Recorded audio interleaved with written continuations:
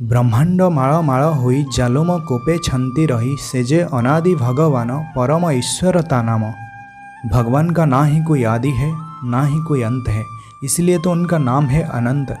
जैसे कि हम लोग गले में माला पहनते हैं, कोई तुलसी की माला पहनता है तो कोई रुद्राक्ष की माला पहनता है, ठीक उसी तरह भगवान भी माला पहनते हैं।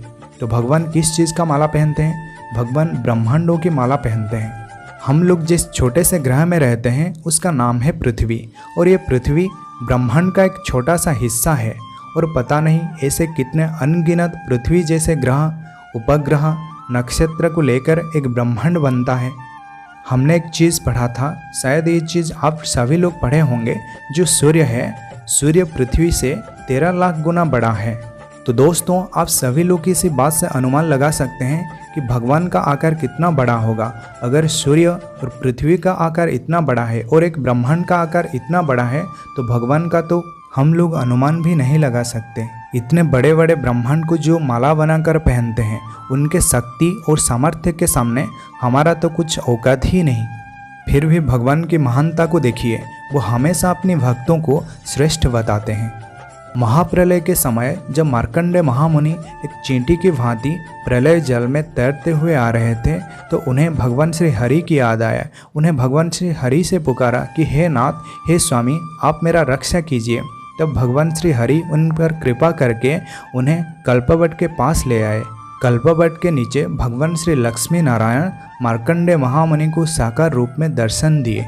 भगवान श्री हरि मार्कंडेय महामुनि से कहा कि हे महामुनि, कल्पवट की पत्ते में भगवान श्री बाल मुकुंद विराजमान कर रहे हैं, आप उनका दर्शन कीजिए, क्योंकि ये दर्शन अत्यंत दुर्लभ है। जब मार्कंडेय महामुनि कल्पवट की पत्ते में भगवान श्री बाल मुकुंद का स्वरूप को दर्शन किया, तब उन्हें बड़ा आश्चर्य हुआ। एक छोटा सा उंगली जितना स्वरूप और उसी के अंदर संपूर्ण ब्रह्मांड, संपूर्ण जगत टिका हुआ है। इसी चीज़ को देखकर मार्कंडेय महामुनि का आश्चर्य का कोई सीमा नहीं रहा। वास्तव में भगवान की लीला बड़ा ही अद्भुत है, इसे समझना हमारे बस की बात नहीं। मालिका में एक पंक्ति लिखा हुआ है, मंगो मंगुआर बोल न मानिवे ज्ञान कही अकलना, हरि नामे जेउ अमीय अमृत काहाकू नथिव जना। ये कहने का तात्पर्य, जब तक हम भौतिक ज्ञान को पकड़ कर बैठेंगे तब तक भगवान को हम समझ नहीं पाएंगे।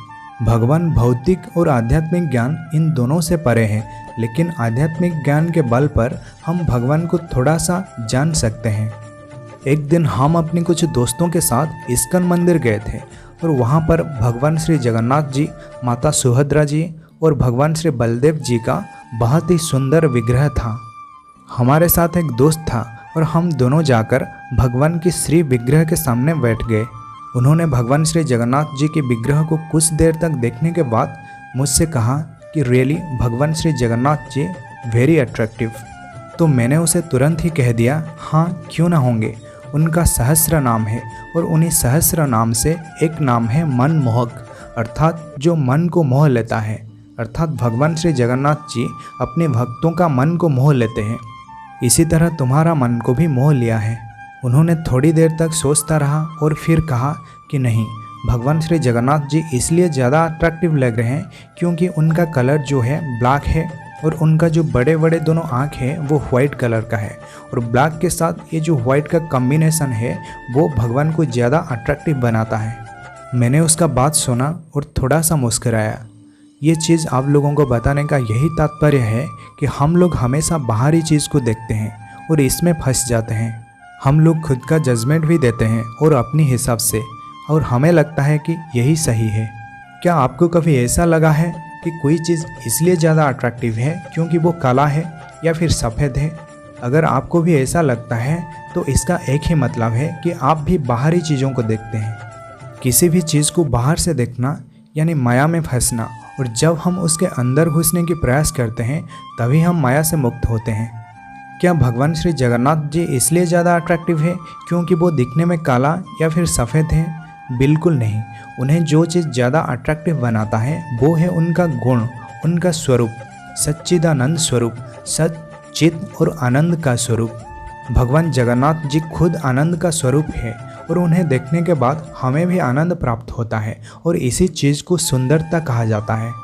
तो दोस्तों, भगवान के दिव्य और पवित्र नाम का स्मरण करके आज की कथा को यहीं पर रखते हैं। राम हरे राम हरे कृष्ण हरे राम हरे कृष्ण हरे अनंत माधव हरे।